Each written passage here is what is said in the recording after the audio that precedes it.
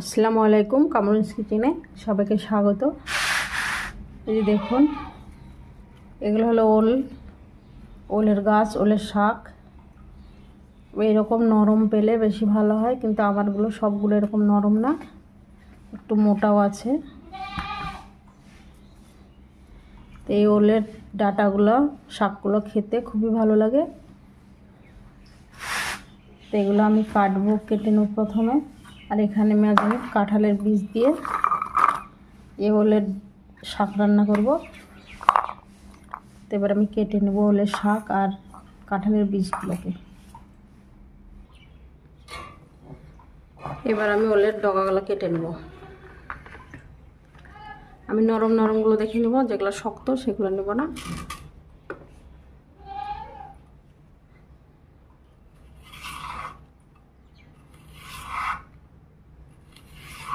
যে এইভাবে ছিলে নিতে হবে। খোসাটা দেখুন খুব সুন্দরভাবে উঠছে। আর এই ডগাগুলো, ওলগুলো জঙ্গলে হয়, এগুলো বর্ষার সময় পাওয়া যায়, সবসময় পাওয়া যায় না।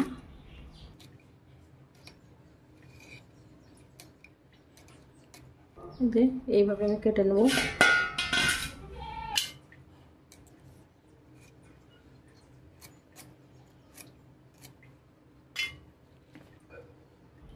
এরকম পাতা না ফোটার আগে এগুলোই খাওয়া যায়, এগুলো খেতে ভালো লাগে, এগুলো নরম হয়।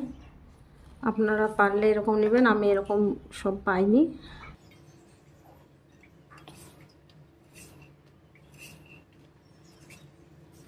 দেখুন খোসাগুলো খুব সুন্দরভাবে উঠে যাচ্ছে, আর এগুলোর খোসা উঠে যায় এভাবে।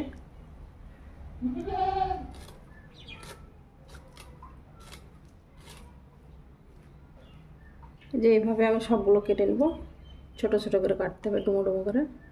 এই যে আমি সব ওলের ডাঁটাগুলো কেটে নিয়েছি। এখানে কাঁঠালের বীজও কেটে নিয়েছি, এটা ধুয়ে নিয়েছি। এখানে আমি কড়াইতে পানি গরম করতে বসিয়ে দিয়েছি। এবার পানিতে দিয়ে দেব ওলের ডাঁটাগুলো।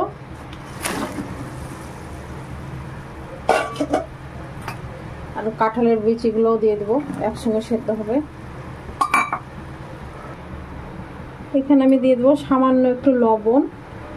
লবণটা দিলে তাড়াতাড়ি সেদ্ধটা হবে।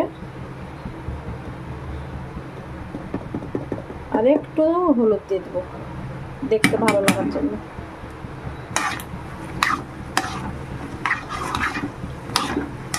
এবার ঢাকা দিয়ে ভালো করে সেদ্ধ করে নেব।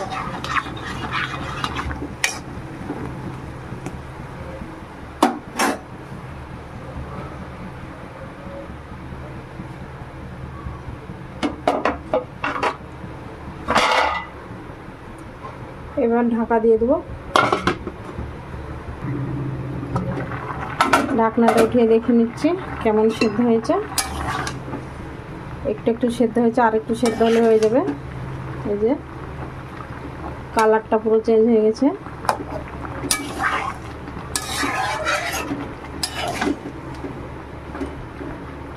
আর একটু ভালো করে সেদ্ধ করে নিতে হবে।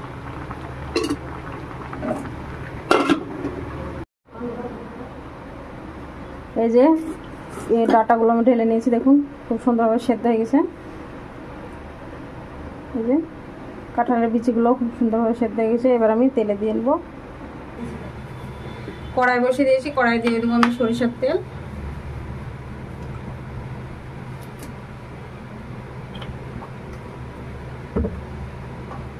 দিয়ে দিলাম একটু কালো জিরে ফোড়নে, দুটো শুকনো মরিচ। এখানে আমি রসুনের পরিমাণটা একটু বেশি নিয়েছি, রসুন ছেঁচে নিয়েছি। একটু রসুনটাকে ভাজবো প্রথমে। রসুনটা আমার আধ ভাজা হয়ে গেছে। এবার দিয়ে দেবো পেঁয়াজ কুচি।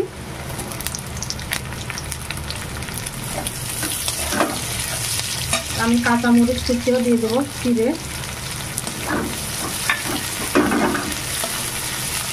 এবার একটু ভেজে নেব পেঁয়াজ, রসুন, মরিচগুলোকে।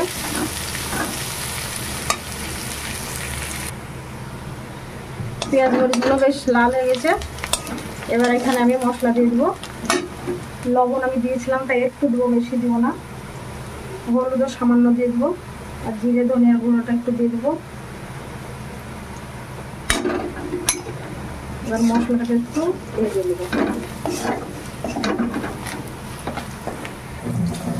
মশলাটা একটু ভাজা হয়ে গেছে। এবার এখানে আমি কয়েকটা ছোট ছোট কুচো চিংড়ি মাছ দিয়ে দেবো, যে একদমই ছোট, একদমই অল্প দিলাম। আপনাদের যদি হাতের কাছে থাকে তাহলে দেবেন, না হলে এটা এমনি কাঁঠালের বীজ দিয়েও ভালো লাগে খেতে। আমি হালকা একটু দিলাম, ছিল ঘরে তাই। এবার মাছটাকে একটু ভেজে নেব মশলার সঙ্গে। এখানে পানি দেওয়ার প্রয়োজন নেই, মশলাতে লো ফ্লেমে এটাকে ভেজে নিলেই হবে। একটু মশলাটা পুড়বে না। দেখুন চিংড়ি মাছগুলো আমার ভাজা হয়ে গেছে। এবার আমি ঢেলে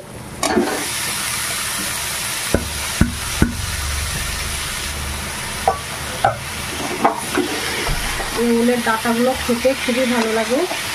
এগুলো সবসময় পাওয়াও যায় না, বর্ষার সময়তে হয়তো পাওয়া যায়।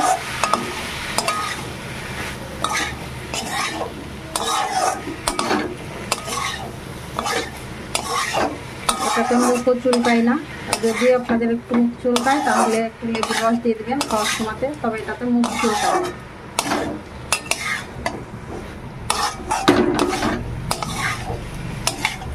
এবার খুব ভালো করে মশলার সঙ্গে কষিয়ে একটাকে রান্না করে নেব।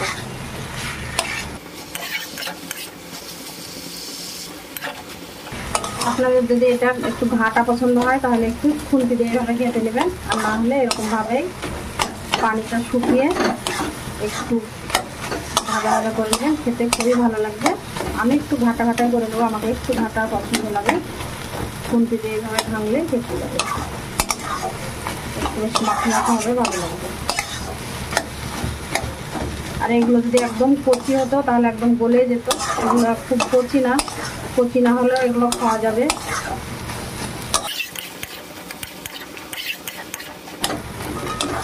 দেখুন কত সুন্দর হয়েছে, কাটা হাতা একদম।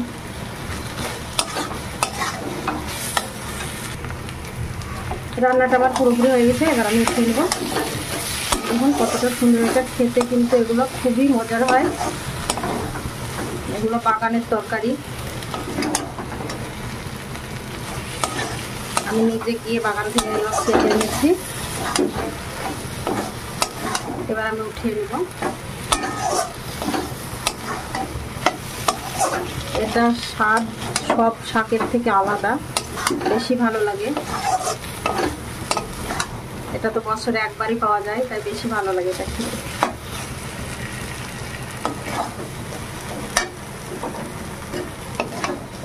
এবার আমি উঠিয়ে নেব।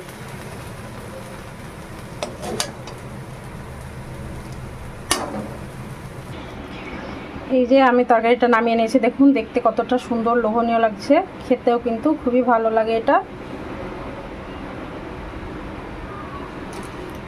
আমি এখানে একটু চিংড়ি মাছ দিয়েছি, আপনারা চাইলে যে কোনো ছোট মাছ দিয়ে রান্না করতে পারেন, তাহলে এটা খেতে বেশি ভালো লাগে মাছ দিয়ে।